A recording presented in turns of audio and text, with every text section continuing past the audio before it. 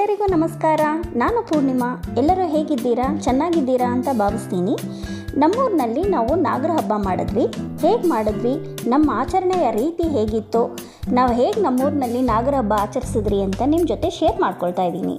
ಶಿವರಾತ್ರಿ ಹಬ್ಬ ಮುಗಿದ ಮೇಲೆ ಒಂದು ವಾರಕ್ಕೆ ನಮ್ಮೂರಿನಲ್ಲಿ ಕಂಬ ಹಾಕ್ತಾರೆ. ಅಂದರೆ ನಾಗರ ಹಬ್ಬ 15 ದಿವಸಕ್ಕೆ ಮುಂಚಿತವಾಗಿ ಕಂಬ ಹಾಕಿದ್ಮೇಲೆ ನಾವು ಊರಿನಲ್ಲಿ ಯಾರೂ ಕೂಡ ನಾನ್ ವೆಜ್ ಮಾಡೋ ಹಾಗಿಲ್ಲ, ಒಗ್ಗರಣೆ ಹಾಕೋ ಹಾಗಿಲ್ಲ, ಮೆಣಸಿನ್ಕಾಯಿ ಉರಿಬಾರ್ದು ಅಂತ ಹೇಳ್ತಾರೆ. ಇಡೀ ಊರೇ ನಾಗರ ಹಬ್ಬ ಆಚರಿಸ್ತಾರೆ. ಮನೆಯೆಲ್ಲ ಶುದ್ಧ ಮಾಡ್ಕೊಳ್ತಾರೆ ಗೋಮೂತ್ರದಿಂದ. ಹಬ್ಬದ ದಿನ ಒಲೆಗೆ ಪೂಜೆ ಮಾಡಿಕೊಂಡು ಒಣಗಿದ ಅವರೆಕಾಳನ್ನ ಕ್ಲೀನ್ ಮಾಡಿ ಬಿಸಿನೀರಲ್ಲಿ ಹಾಕಿ ಉಪ್ಪು ಹಾಕಿ ಚೆನ್ನಾಗಿ ಬೇಯಿಸ್ಕೊಳ್ತೀವಿ.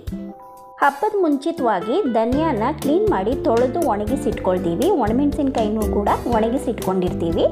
ಧನಿಯಾನ ಒಣಮೆಣಸಿನ್ಕಾಯಿನ ಎರಡನ್ನೂ ಪುಡಿ ಮಾಡಿಕೊಂಡು ಮಿಕ್ಸಿಯಲ್ಲಿ ಬೆಂದ ಅವರೆಕಾಳಿಗೆ ಹಾಕಿ ಚೆನ್ನಾಗಿ ಬೇಯಿಸ್ಕೊಳ್ತೀವಿ. ನಂತರ ಬೆಲ್ಲದನ್ನ ಕೂಡ ಮಾಡ್ಕೊಳ್ತೀವಿ, ಬಿಡಿಯನ್ನು ಮಾಡ್ಕೊಳ್ತೀವಿ. ನಾವು ಹುತ್ತಕ್ಕೆ ಅರಿಶಿನ ಕುಂಕುಮ ಹಾಕೋದಿಲ್ಲ, ಬದಲಿಗೆ ಅರಿಶಿನ ಜೊತೆ ಗಂಧವನ್ನು ತೆಗೆದು ಕೈಗೆ ಕಟ್ಕೊಳ್ಳೋಕ್ಕೆ ಅರಿಶಿನ ದಾರ ಮಾಡ್ಕೊಳ್ತೀವಿ. ಒಂದು ಬಟ್ಲಿಗೆ ಹಾಕ್ಕೊಂಡು ಎಷ್ಟು ಜನ ಇರ್ತೀವೋ ಅಷ್ಟು ದಾರ ಮಾಡಿಕೊಂಡು ಹೊಸ ದಾರದಲ್ಲಿ ಅರಿಶಿನ ಗಂಧ ಲೇಪಿಸಿ ದೇವರ ತಾಳಿ ಕೂಡ ಪೋಣಿಸ್ಕೊಳ್ತೀವಿ.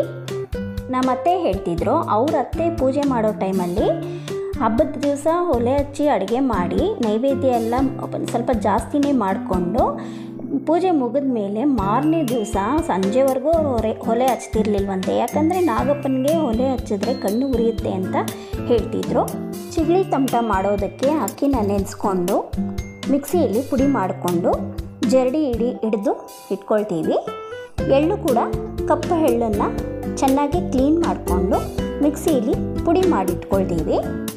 ನಂತರ ಬೆಲ್ಲನೂ ಕೂಡ ಪುಡಿ ಮಾಡಿಕೊಂಡು ಮಿಕ್ಸಿಲಿ ಸ್ವಲ್ಪ ಪುಡಿ ಮಾಡಿಕೊಂಡು ಚಿಗಳಿ ತಮಟನೂ ಎಳ್ಳು ಉಂಡೆನೂ ಎರಡು ರೆಡಿ ಮಾಡಿ ಇಟ್ಕೊಳ್ತಾ ಇದ್ದೀವಿ.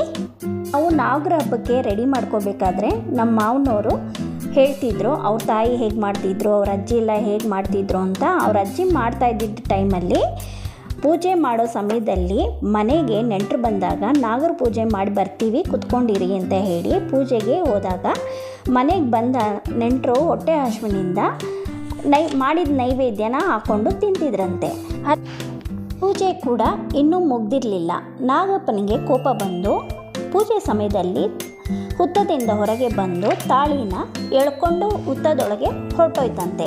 ಎಲ್ಲರೂ ಗಾಬರಿಯಿಂದ ಯಾವತ್ತೂ ಹೀಗೆ ನಡೆದಿರಲಿಲ್ಲ, ಯಾಕೇನಾಯಿತು, ಏನು ತಪ್ಪಾಗಿದೆ ಅಂತ ಗೊತ್ತಾಗದೆ ಮನೆಗೆ ವಾಪಸ್ ಬಂದು ನೋಡಿದ್ರೆ ಎಲ್ಲರೂ ಮನೆಗೆ ಬಂದಿದ್ದ ನೆಂಟರೆಲ್ಲ ಊಟ ಮಾಡ್ತಿದ್ರಂತೆ. ನೆಂಟರಿಗೆ ಏನು ಹೇಳೋಕ್ಕಾಗದೆ ಮತ್ತೆ ಹುತ್ತಕ್ಕೆ ಬಂದು ಮುಂದಿನ ವಾರ ಮತ್ತೆ ನೇಮ ನಿಷ್ಠೆಯಿಂದ ಪೂಜೆ ಮಾಡ್ತೀನಪ್ಪ, ತಪ್ಪಾಗಿದೆ ಕ್ಷಮಿಸಿ ಅಂತ ಬೇಡ್ಕೊಂಡು ಮನೆಗೆ ವಾಪಸ್ ಬಂದ್ರಂತೆ. ಮಾರನೇ ದಿನ ನಾಗಪ್ಪ ತಾಳಿನ ಹುತ್ತದ ಹೊರಗೆ ಹಾಕಿದ್ದನ್ನು ಯಾರೋ ನೋಡಿ ಹೇಳಿದ್ರಂತೆ. ಹೀಗೆ ನಾಗರ ಹಬ್ಬನ ತುಂಬ ನೇಮ ನಿಷ್ಠೆಯಿಂದ ಯಾವ ಲೋಪನೂ ಆಗದೆ ಮುತುವರ್ಜಿ ವಹಿಸಿ ಮಾಡೋದು ಊರಿನ ಸಂಪ್ರದಾಯ.